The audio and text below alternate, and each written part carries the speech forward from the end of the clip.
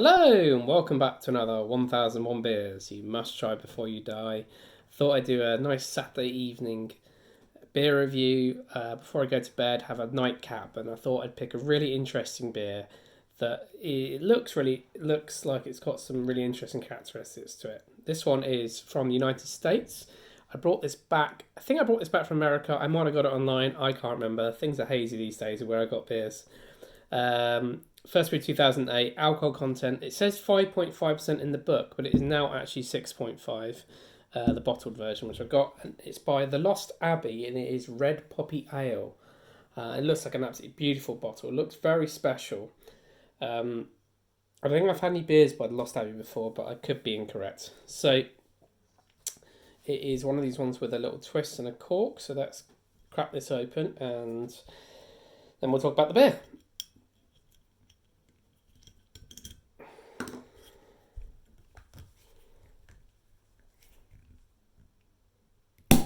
Oh, that is a satisfying noise. And that's a very nice smell. Americans almost certainly won't be bottle conditioned, but I will keep an eye out for it.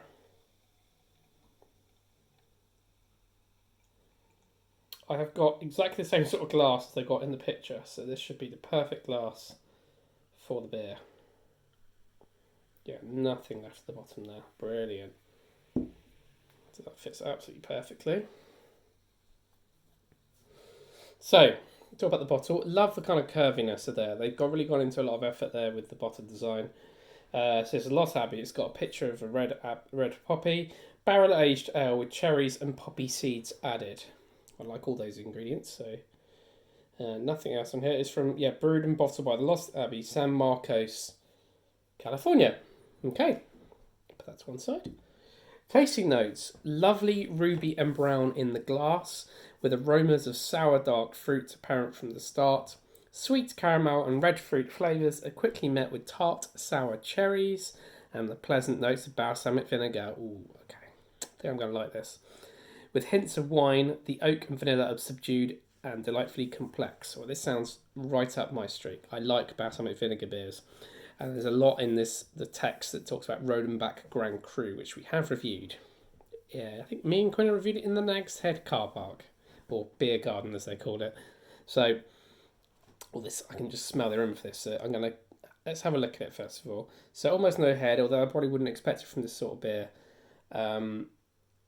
It is indeed ruby, sort of chestnutty colour. Let's go for the smell. Actually, not a lot on the nose just directly, but I do get a lot. There was a lot sort of swimming around the air. So I'm going to go for it. Cheers.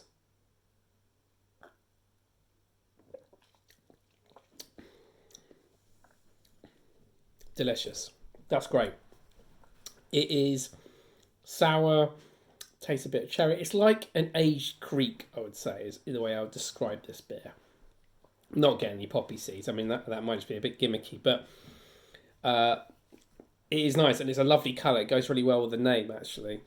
I'm just going to read a bit about the beer. It talks a bit about Rodenbach Grand Cru, about how they use that as an inspiration, but it's not really what this beer has turned out to be. So this is a blend of two beers, one of which is the award-winning dark mild called Dawn Patrol. It ages a year in French oak barrels, which are old enough that the oak character is muted. Then it's dose of sour cherries, and then they use a proprietary red poppy yeast culture. Okay, well it is lovely. So quite crisp on the mouth initially.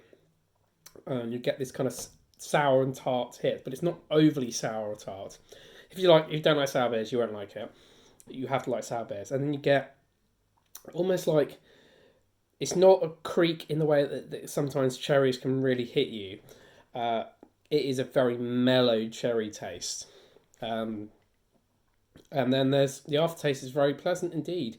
It just sort of sits there, and I'm gonna struggle to not quaff this really quickly. It's a lovely beer to finish the evening on. I'll admit, I like most American beers. I think they make The American craft beer scene is incredible, and they make such wonderful beers. I think most of the beers I've reviewed from American here have been superb. This is another example of a great beer. Really, really nice. I wouldn't call it, if I'm going to be overly critical, I wouldn't call it outstandingly unique. I say the poppy seed thing is kind of a bit of a gimmick. Doesn't even mention it in the book. But it is really interesting. And actually, if you're in America, this would probably be a bit unusual, especially if it's been brewed 2008. It's been around a little while, but not too long. Lost Abbey. Have I had anything else by the Lost Abbey? I am intrigued now whether I have. I don't think I have the Lost Abbey. No, I haven't. I haven't done anything else by them. I haven't found any other. It's the first beer. There's 4 beers by them in the book. The first one I found. If this one is like anything like the other 3, they're going to be lovely. And California breweries I tend to find to be pretty decent. Or actually, where they're from in America tends to be irrelevant. I like all American beers, as it seems. So I'm going to take this one away, drink the rest of it, finish off the evening. Like, comment, subscribe, and I'll see you for another beer review very, very soon.